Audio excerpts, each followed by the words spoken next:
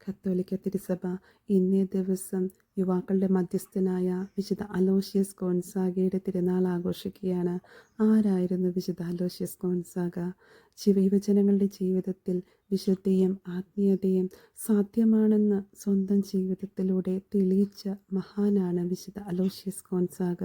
കത്തോലിക്ക സഭയിൽ അദ്ദേഹം യുവാക്കളുടെ മധ്യസ്ഥനായി അറിയപ്പെടുന്നു. ജൂൺ 21 അദ്ദേഹത്തിൻ്റെ തിരുനാൾ ആഘോഷിക്കപ്പെടുന്നു. അദ്ദേഹത്തിൻ്റെ ജനനവും ബാല്യവും 1568 ഇറ്റലിയിലെ ഒരു പ്രശസ്ത രാജകുടുംബത്തിലാണ് അലോഷ്യസ് ഗോൺസാഗ ജനിച്ചത്. ബാല്യകാലം മുതൽ തന്നെ അദ്ദേഹം വളരെ ശാന്ത സ്വഭാവിയും പ്രാർത്ഥനയിൽ ആഴമായി ജീവിക്കുന്നവരുമായിരുന്നു. മറ്റു കുട്ടികൾ ആഡംബരങ്ങളും കളികളുമാണ് ഇഷ്ടപ്പെട്ടിരുന്നത്. എന്നാൽ അലോഷ്യസ് തൻ്റെ സമയം കൂടുതലായി ദൈവപ്രാർത്ഥനയിലും ആത്മപരിശോധനയിലുമാണ് ചെലവഴിച്ചത്. സമ്പത്തും രാജകീയ അധികാരവും അദ്ദേഹത്തിന് ലഭ്യമായിരുന്നെങ്കിലും അതൊന്നും അദ്ദേഹത്തെ ആകർഷിച്ചില്ല. ദൈവവിളിയും സേവന ജീവിതവും ചെറുപ്പം മുതലേ തന്നെ ദൈവസേവനത്തിലേക്ക് ഒരു ശക്തമായ വിളി അദ്ദേഹം അനുഭവിച്ചു. കുടുംബം അദ്ദേഹത്തെ സൈനിക ജീവിതത്തിലേക്കും രാജകീയ പദവിയിലേക്കും കൊണ്ടുപോകാൻ ശ്രമിച്ചെങ്കിലും അദ്ദേഹം തൻ്റെ തീരുമാനത്തിൽ ഉറച്ചു നിന്നു.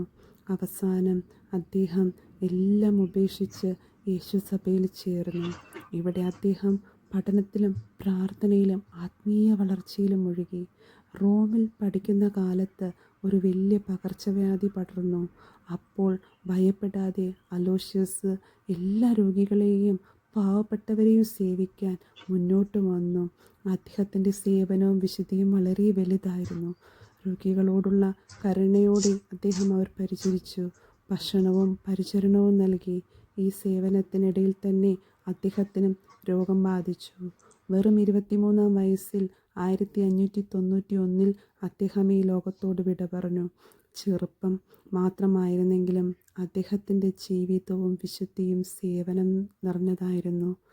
വിശുദ്ധ അലോഷ്യസ് ഗോൺസാഗയുടെ ജീവിതം നമ്മെ പഠിപ്പിക്കുന്നത് യഥാർത്ഥ വിജയം സമ്പത്തിലോ പ്രശസ്തിയിലോ അല്ല, മറിച്ച് ദൈവസ്നേഹത്തിലും സേവനത്തിലുമാണെന്നാണ്.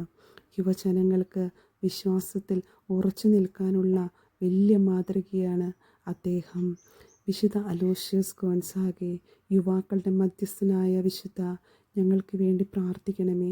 എല്ലാ യുവാക്കളെയും ഈ വിശുദ്ധൻ്റെ മുന്നിലേക്ക് സമർപ്പിക്കുന്നു. ഈശോയുടെ പ്രത്യേക സംരക്ഷണം എല്ലാ യുവാക്കൾക്കും കൊടുത്തേക്കണേ. നന്ദി.